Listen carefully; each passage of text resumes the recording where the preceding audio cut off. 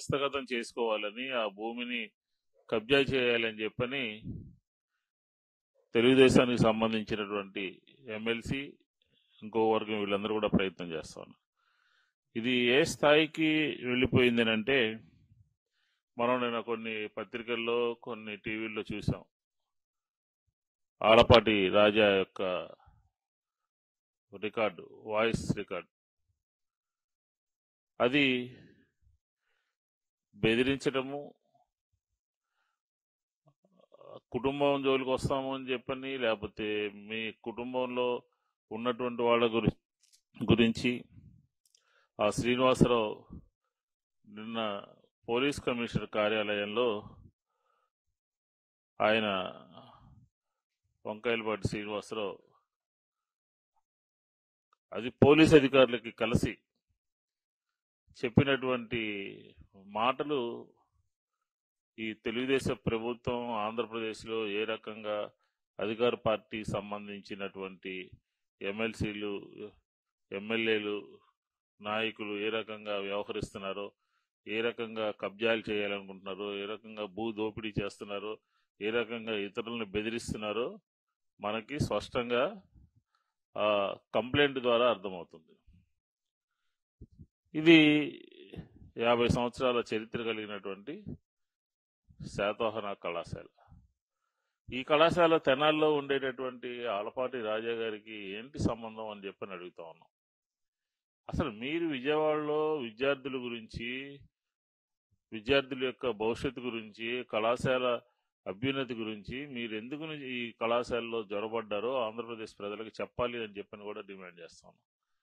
ఇంకొక వర్గమేమో మా ల్యాండ్ మాకు సంబంధించిందని వాళ్ళు, ఈ భూ దోపిడీకి అధికార పార్టీ మౌనంగా ఉండటము, చూస్తూ ఊరుకోవటము, దీనికి ఏం సంకేతాలు ఇచ్చినట్టు అవుతుంది? నగరంలో అత్యంత విలువైనటువంటి, ఖరీదైనటువంటి 5 ఎకరాలు రమారమి 5 ఎకరాలు స్థలాన్ని వర్గాలుగా విడిపోయి, గ్రూపులుగా విడిపోయి, శాంతి భద్రతల సమస్యని సృష్టిస్తూ, ఇతరులను బెదిరిస్తూ, వారికి కావలసిన వాళ్ళని భయపెడుతూ దీన్ని కబ్జా చేయాలని చెప్పిన ప్రయత్నం చేస్తా ఉన్నాం. అధికార యంత్రాంగం ఏం చేస్తుందని చెప్పని అడుగుతా ఉన్నాం. పోలీసులకి ఈ వంకాయలపాటి శ్రీనివాసరావు అనే అతను ఫిర్యాదు చేయటం ఇది మొదటిసారి కాదు. గతంలో ఒకసారి కిడ్నాప్ చేశారని చేశారు, రెండోసారి నిన్న నన్ను చంపేస్తానని చెప్పని, భయం వేస్తుంది, రక్షణ కల్పించాలని చెప్పని పోలీస్ అధికారుల దగ్గరికి వెళ్ళారు. డీజీపీ గారికి నేను కంప్లైంట్ చేశానని చెప్పని చెప్పడం జరిగింది. ఇట్లాగా అధికార పార్టీ నేతలే ఇలాంటి దౌర్జన్యాలకి పాల్పడితే ప్రజలు ఎవరి దగ్గరికి వెళ్తారో అని చెప్పని కూడా ఈ సందర్భంగా అడుగుతా ఉన్నాం. ఎందుకని ప్రభుత్వంలో ఉన్నటువంటి పెద్దలు ఇలాంటి రౌడీజాలు చేస్తూ ఉంటే, ఇలాంటి కబ్జాలు చేస్తూ ఉంటే, ఇలాంటి ఆస్తుల్ని కొల్లగొట్టాలి అని చెప్పని చూస్తూ ఉంటే చంద్రబాబు నాయుడు గారు ఏం చేస్తున్నారు, లోకేష్ గారు ఏం చేస్తున్నారు, విద్యాశాఖ మంత్రి గారు ఏం చేస్తున్నారు? ఇలాంటివి నివారించాల్సినటువంటి బాధ్యత, అవసరం మీ మీద ఉన్నదా, ప్రభుత్వం మీద ఉన్నదా లేదా అని చెప్పని అడుగుతా ఉన్నాం.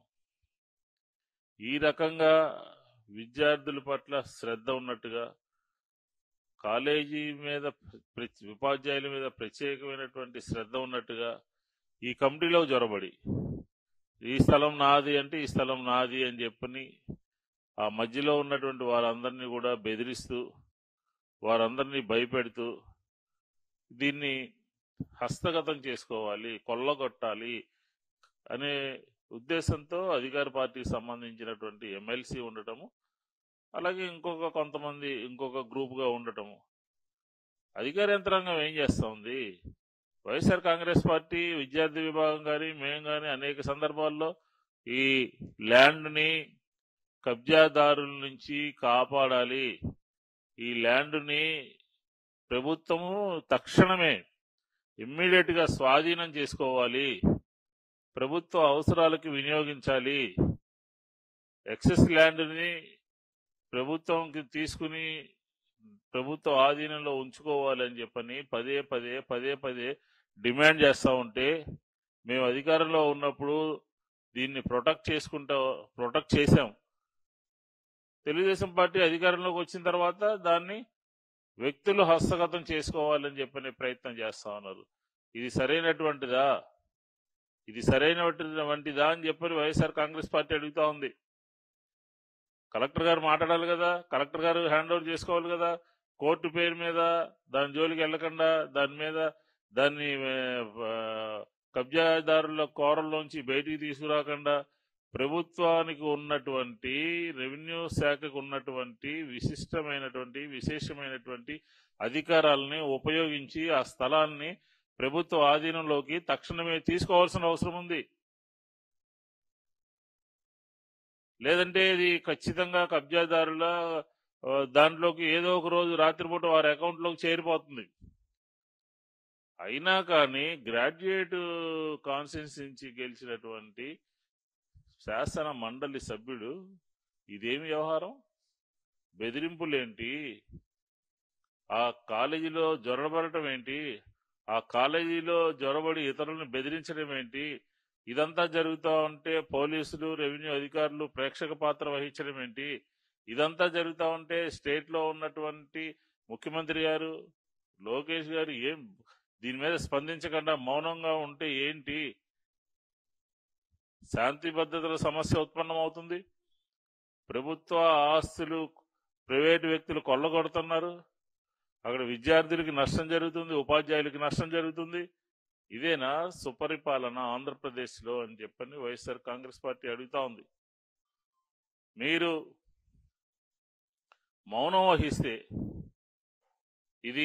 ఇలాంటి చేష్టలు, ఇది విజయవాడలో ఉన్నటువంటి 10 లక్షల మంది జనాభా చూస్తున్నటువంటి సందర్భం. విజయవాడలో ఉన్నటువంటి ల్యాండ్స్, ఆర్టీసీ ల్యాండ్స్ కూడా మీరు వేరే వాళ్ళకి దారాదత్తం చేశారు. ఇది మీ సంబంధించినటువంటి మీ వందిమాగదులకి 5 ఎకరాలు కూడా కట్టబెట్టేటటువంటి ప్రయత్నం చేస్తున్నట్టుగా కనబడతా ఉంది. ప్రభుత్వము నిమ్మకు నీరెత్తినట్టుగా ఉంది. ప్రభుత్వంలోని పెద్దలు దీని మీద అంటున్నట్టుగా, చూసి చూడనట్టుగా వ్యవహరిస్తున్నటువంటి మూలంగా కొంతమంది కంప్లైంట్లు ఇచ్చినప్పటికీ కూడా పోలీసు యంత్రాంగం సరైనటువంటి చర్యలు తీసుకోవట్లేదు అని చెప్పని కూడా ఈ సందర్భంగా చెప్తాము. ఇది ప్రజాస్వామ్యానికి, ప్రభుత్వ ఆస్తులకి భంగం వాటిల్లో విధంగా జరుగుతూ ఉంది. ఆల్పాటి రాజా గారు ఆయన మాట్లాడినటువంటి మాటలు, ఆ వీడియో కనుక మనం ఒకసారి చూస్తే ముఖ్యమంత్రి గారి దృష్టికి కూడా ఈ విషయం తీసుకెళ్లాను అని చెప్పని ఆయన మాట్లాడటం జరిగింది. అంటే ఈ కబ్జా చేస్తున్నామని తీసుకెళ్లారా, లేకపోతే వంకాయలపాటి శ్రీనివాసరావుకి వార్నింగ్ ఇస్తున్నామని చెప్పని తీసుకెళ్లారా?